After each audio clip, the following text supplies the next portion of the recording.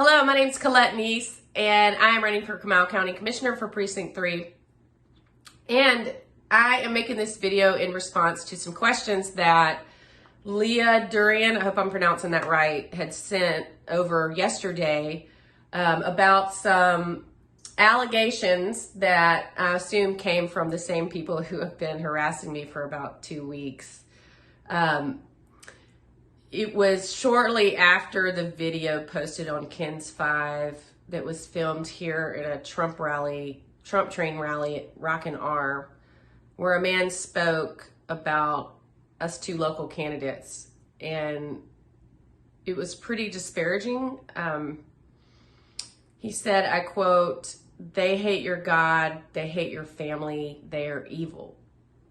And it was not too long after that some of those same people began just creating a lot of stories. One took a couple of Instagram posts from 2017 way out of context and created this story that I'm some kind of drug dealer or do illicit behavior.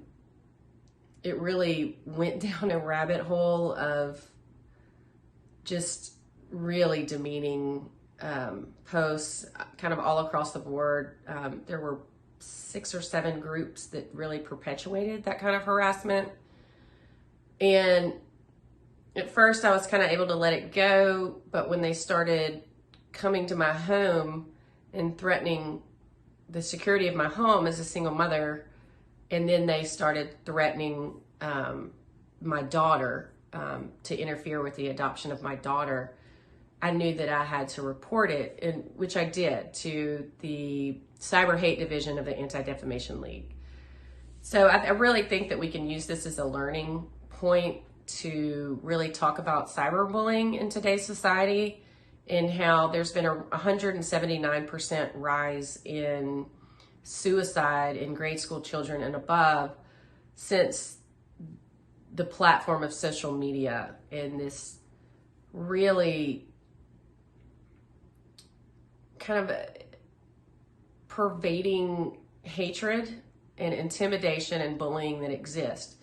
And to bring about awareness this month of October, there's a No Bully New Braunfels Unity Pledge that I just found out about, and I'm really excited about. And so while New Braunfels struggles with these issues, just like a lot of places in the country, we also suffer from access to mental health.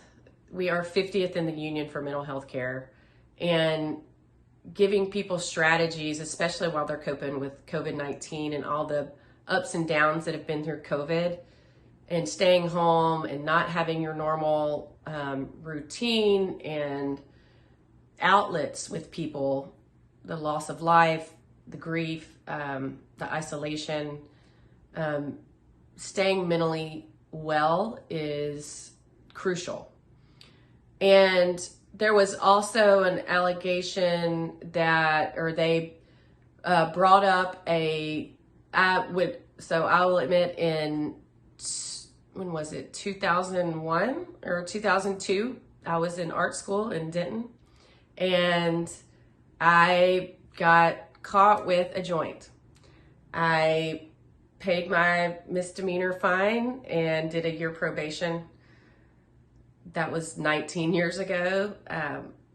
However, fast forward to 2020, it brings up the aspect of that there are a lot of people in jail or in prison for possession of cannabis in something even smaller amounts. And as a privileged white woman who was educated, who had access to a lawyer, I was able to not suffer the consequences that could have happened to me if I didn't have those resources, or I didn't have the blue eyes and the blonde hair and the white skin.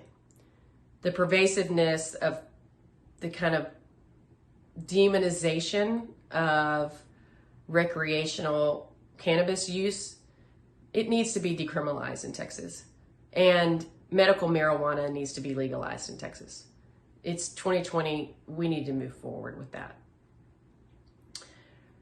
Another aspect that they asked me about was something that we also need to talk about is society.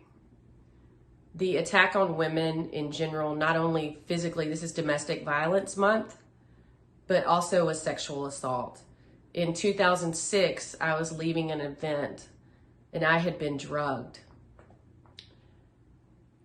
A UT cop found me being carried by a stranger in an alley and I was 100% unconscious. The UT officer, and I still love UT, don't get me wrong, I went there, let the guy go and arrested me. I'm not sure, maybe there needs to be some more training. It took us 6 months to find that out, and what exactly happened. And in general, not only physically, this is Domestic Violence Month, but also a sexual assault. In 2006, I was leaving an event and I had been drugged. A UT cop found me being carried by a stranger in an alley and I was 100% unconscious. The UT officer, and I still love UT, don't get me wrong, I went there, let the guy go and arrested me. I'm not sure, maybe there needs to be some more training. It took us 6 months to find that out, and what exactly happened. Hours later when I woke up, in my grogginess or my confusion, lashed out once. And,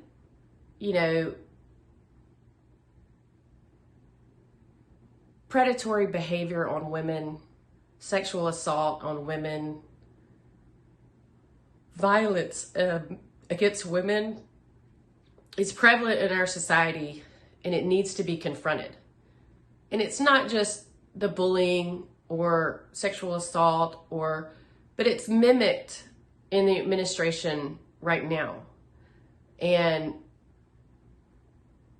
women even attacking other women who, I'm running for office so we can have clean air and clean water. So our aquifer is protected. For the next 20 years, we'll have drinking water, and this will affect San Antonio. Over 2 million people have drinking water. So we can talk about and drag up issues that are not relevant. But there's a much bigger story here. Let's focus on the quarry situation. We have a highly sensitive recharge zone. We have a 20% food insecurity epidemic in Comal County, where 1 in 5 kids go hungry at night. We have a housing issue, affordable housing issue.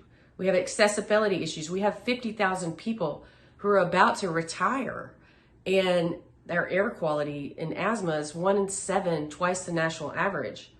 So I think that we just need to move forward and talk about the issues that matter instead of looking at some Instagram post that was taken out of context 3 or 4 years ago. But that is my response. I would love for any of y'all to reach out to me. Let's try to bridge the divide on these environmental issues. Just because someone votes differently does not mean they're evil or they hate God, or, that kind of thinking in society is the reason why we're having so many problems.